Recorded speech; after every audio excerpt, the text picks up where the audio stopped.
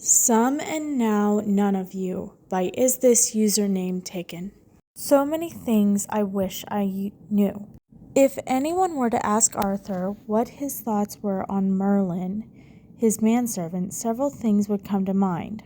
Loyal, of course, clumsy, brave, stupid, and just a little too curious to be ordinary. So perhaps Arthur should have been surprised when he discovered that Merlin had magic. But he was. To his credit, he was a little less surprised that Merlin mostly only used his magic in reckless, heroic attempts to protect him. After all, he'd forgotten how long Merlin was loyal to a fault. If that meant committing treason for the crown, so be it. Still, it didn't sit well with Arthur. After he'd gotten over the initial shock and stomped out the hurt that he thought Merlin had trusted him with this, he was left more than a little lost. Should he ignore it, confront him, demand him to stop? Arthur hadn't even made up his mind when he soon learned that turning a blind eye would be impossible. Now that he knew of Merlin's magic, it was easy to see it everywhere. The boy used it with seemingly no caution whatsoever, and Arthur wondered at his own foolishness for not having noticed it before. It was everywhere, in bathwater that never took longer than a minute to heat up, trays that almost fell out of Merlin's grasp but conveniently righted their balance right again, in the way that his mail shirts never snagged on the same spot twice, or how the path seemed just a little bit more clear when they rode together. And now, of course, branches miraculously snapping off of centuries-old trees to land directly on top of a bandit or another. Even his horses seemed unnaturally cooperative when Merlin was nearby. So yes, ignoring it was out of the question. When Arthur was certain that the rate he was going, Merlin would be found out. On the other hand, demanding he stop didn't seem like much of a better option either. Merlin had hidden his magic, or tried to, for a reason. If Arthur condemned him for it, he'd just be validating Merlin's fear that he was right not to trust him. That was the last thing he wanted. He cared too much for Merlin to allow their friendship to be tainted by an order such as that. That only left one option: confrontation. He wasn't sure what it would achieve, but he knew he couldn't be worse than the others. At the very least, he would get some answers, then figure out the next steps from there. So, a fortnight after initially seeing Merlin's eyes flash amber as Heavy Branch knocked out one of the bandits he'd been fighting with the knights, Arthur waited for Merlin to slip up again. This time was not going to be quickly averted his eyes before Merlin could catch him watching, as he had done several times since then. He didn't need to wait very long. It was past dinner, and Arthur was going over the reports for the next day, glancing at Merlin every few seconds as he bumbled around the room, getting things in order for the next day. It was nice and calm, and he wondered distantly if things would ever change in their talk. He hoped not. He would do everything in his power to make sure that the friendship remained steadfast, even face Merlin's reckless behavior. The castle was getting colder as the winter steadily drew nearer, and eventually Merlin crouches next to the hearth to start a fire, and ward off the chill. Arthur quickly busied himself. He knew by now that if Merlin preferred to use his magic with the task, that he would do it if he thought Arthur wasn't distracted enough. So he shuffled the papers in front of him and watched the corner of his eyes as Merlin quickly turned to glance him once he looked away. Arthur fixed his stare on him. Oh God, here it goes. Arthur didn't need to see Merlin's face to know his eyes flashed that beautiful gold that he did to murmur anything at all to get the fire going. The flame came to life instantly. He waited. When Merlin turned back around to glance at him one more time, Arthur raised an eyebrow. and watched as Merlin's eyes grew owlishly wide. When it seemed he wasn't going to do anything except blink, Arthur finally said, "What was that?" Another blink. "What was what?" Heaven forbid Merlin ever make anything easy for him. "You know what?" Merlin tilted his head a bit and seemed to think frank confusing would work. "No." Arthur wondered if this had worked on him in the past. "Merlin!" "Yes, Arthur?" He had the audacity to smile in the midst of being confronted about breaking one of Camelot's most sacred laws. Only Merlin. That was magic. He seethed. His anger was not entirely fake. After all, he was still mad that Merlin was foolish enough to learn it, let alone practice it so regularly. Merlin's jaw fell open. "Was not? Lord help him. That fire just lit itself. I'm not blind." Merlin snorted, and Arthur thought maybe that was a little fair. "You're being a dolloped again, Arthur. Did you get knocked too hard in the head at practice today?" He smiled cheekily and stood up, dusting off his hands. "No," he glared. "I know what I saw." Merlin seemed to hesitate, and his eyes drifted around the room uncertainly. Still, he didn't acknowledge the accusation. Arthur sighed and dropped the quill and started to fidget with the terrible habit that no amount of royal training managed to beat out of him. "Why would you do this? You know the law, Merlin. To learn sorcery and practice it so recklessly while living in the castle? How could you be so foolish?" Merlin's stance shifted, and finally he protested. "I didn't learn it. It's not something I was born with. I can't help it any more than I can help having two hands." Arthur's eyebrows furrowed. "I thought magic had to be learned." "Yes, in most cases. I'm a bit of an anomaly. I could make things happen with my mind even as a baby." Merlin's tone was aimed for casual, but Arthur could see the fear in his eyes, the tenseness in his shoulders. He blew out a breath. "Why would you come to Camelot of all places then? That's just stupidity." Merlin shrugged. "Too many people back home found out about my magic, and they weren't exactly happy. My mother suggested going to Gaius to learn how to control it better." "Gaius knew too. Wonderful." "The hurricane with Canaan's men, that was you?" Arthur had no doubt about it now. Merlin nodded. His arms were crossed, defensive stance. "What else? Tell me everything." "About my magic?" Merlin startled. Arthur sighed. "Maybe it'll help me understand better." Merlin crossed the room and settled into the chair across the desk. He took a deep breath and started explaining everything, right from his first day in Camelot. Arthur was wonderfully prepared for everything that came out of Merlin's mouth next. An alarming number of pieces fell into place as Merlin talked about everything from dragons to griffins to magical swords and enchanted goblets.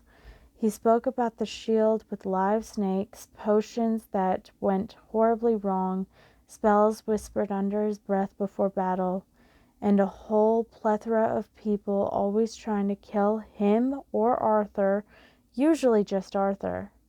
He spoke of courage and bravery unlike any Arthur had ever witnessed, and he marveled at the man before him.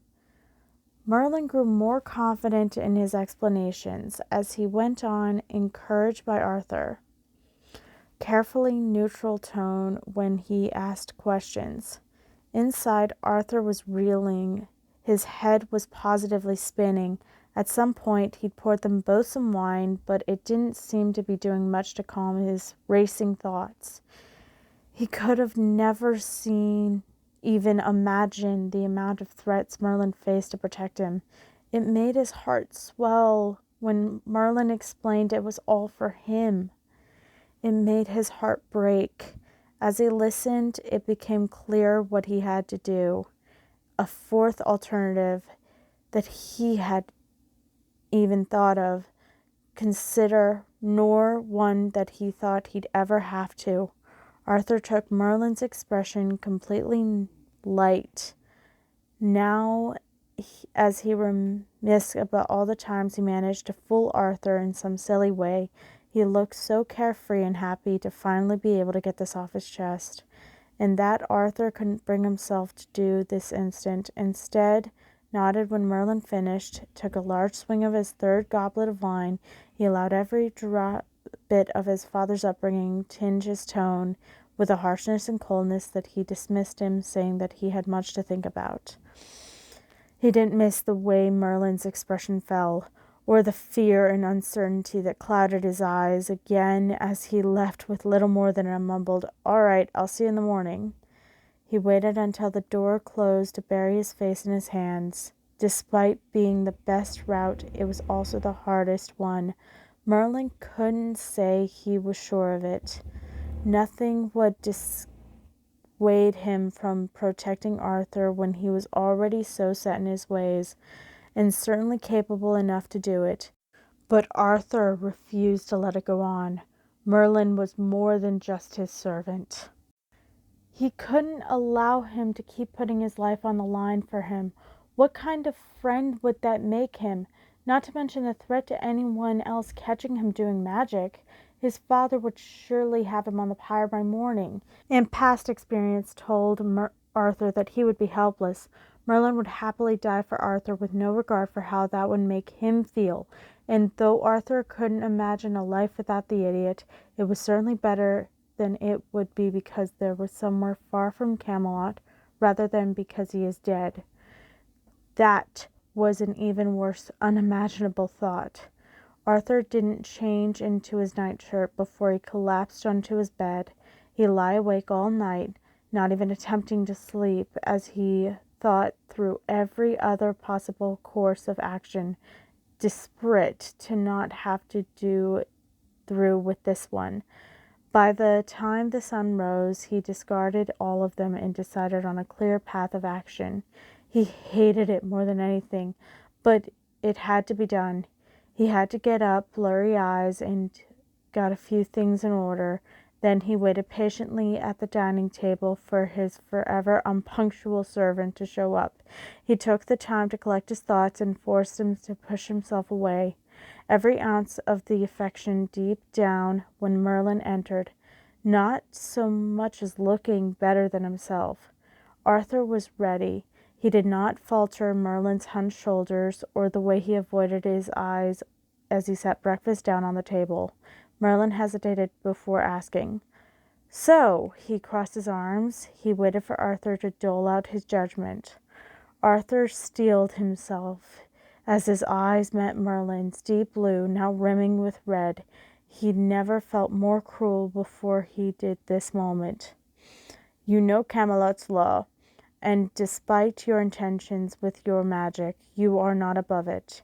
He tried to sound as disgusted, again thinking of all the times he'd seen his father react to magic, and channeling that. He was Uther Pendragon's son.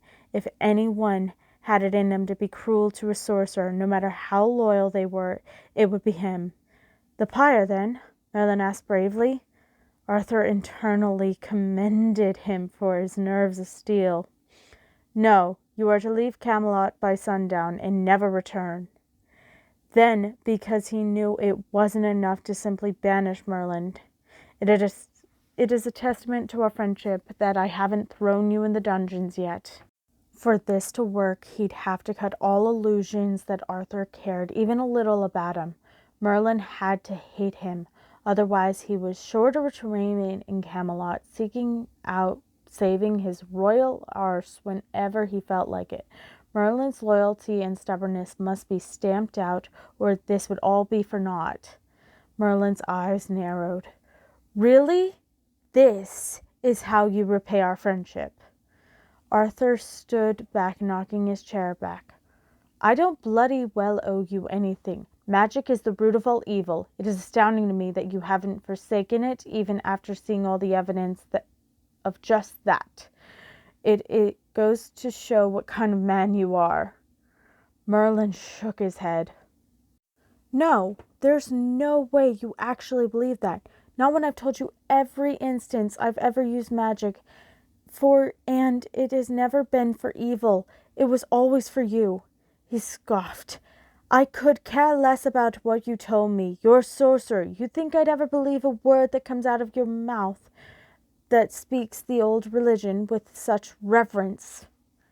Merlin flinched back, and Arthur begged whatever high power there was for just to be it. Just leave it. Please don't make me go on. You'd forsake years of friendship and trust over this. Arthur shrugged. You were just my servant, Merlin. Don't get ahead of yourself. And you had to have known this. I never accept you. Why else have you never told me? When Merlin remained quiet, with hurt settling in his eyes, Arthur added one final blow. You disgust me. I can't stand the sight of you any more. Now get out. He stepped back with finality. Please leave. Don't make me open my mouth again, please. But Merlin was more stubborn than that.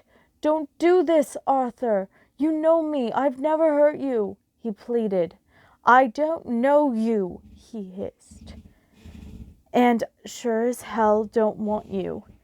Look of hurt that settled on Merlin's face was one that would stay in the very front of Arthur's eyes for years. When he saw Merlin start to tear up, he quickly turned. He blinked several times to clear his own eyes of any wetness as he grabbed the pouch of coins on the dresser. He turned back with renewed resolve. It was nearly over. One final shove. He walked over to Merlin, shoved the pouch in his hands. For your services, he said. He had wanted to put enough in there for him to buy a whole village, but he couldn't. It would only serve to reverse the work that he was doing right now. No need to bother the stewardess about the month's pay before you leave. I want you out of here quickly. He almost stumbled over his words when he saw Merlin rub a shaky hand to his face, wiping away the tear that had escaped. He looked between the pouch and him, shaking his head. Where do you expect me to go? Everything I have, everyone I love is here. Arthur gave a careless shrug. That was your mistake, coming to Camelot, putting down roots, as if you could ever fit in here. The words tasted like bile in his mouth, and he struggled not to choke on them. I don't care where you go as long as it's not in my kingdom, he spat out. Merlin looked up from his intense glare at the pouch and fixed him with a pained look. Arthur swallowed, forced his expression to remain cold as he took the opportunity to commit the exact blue of his eyes to memory. It hurt that his last moments with the man that would be tainted by this. He wanted to see him smile one more time. He wanted to be called a clothpole and a dolloped and a roll-up and whatever other idiotic name Merlin could think of just one more time, because God knows he was right. Instead, all he got was, "You're a lesser man than I thought possible, Arthur Pendragon." He swallowed. "And I feel ashamed to have ever called you my friend." "Not more than I am, believe me." Merlin tossed the pouch on the ground, left between them. There was a flash of gold in his eyes, and a spur of flame. What was landing on the ground was nothing more than ashes. Merlin didn't look at him again as he turned and left. Arthur's eyes didn't leave his back, and when the door resolutely shut, he collapsed on the ground, leaning against the leg of the table, and sobbed. It took every ounce of willpower not to go after him. This is for the best. He's safe now. He doesn't have to run after me ever again. He's safe It became a mantra in his head that he repeated again and again and again, every time he felt his resolve falter. He sat there for hours, willing his tears to stop shedding and eventually giving up, succumbing to his misery. Every word he said replayed in his mind. In the agonizing loop, Arthur felt out to throw up from his taste left in his mouth. More than that, he knew he deserved worse. He wished Merlin had shown his anger, maybe knocked some things around. All he had was the ashes on the floor that seemed to mock him. He should have known Merlin wouldn't accept the money. Several times a knock would sound at his door, and Arthur would quiet his sobs and his breathing until they left. They weren't Merlin's, he knew, because every time the footsteps approached the door, he listened for the familiar pattern. It never came. Arthur didn't move from where he was curled up on the ground until near sundown. He got up, shaky legs, and went over to the window and looked over the courtyard. He waited forever for Merlin to exit the castle and leave through the gates. When night fell and numerous buzzing around the courtyard dwindled, and he had yet to spot Merlin's familiar brown jacket, the dark head of hair, he realized he was already gone. Merlin had left, and Arthur had missed him. Keep in touch for part 2. This has been Some and Now None of You by Is This Username Available or Not? I apologize for this terrible audio. Thank you so much to the author for allowing me to create this podfic. It is my very first one, and I doubt I advertised that to them. Thank you so much for your faith in me. Unfortunately, I don't think it's well deserved.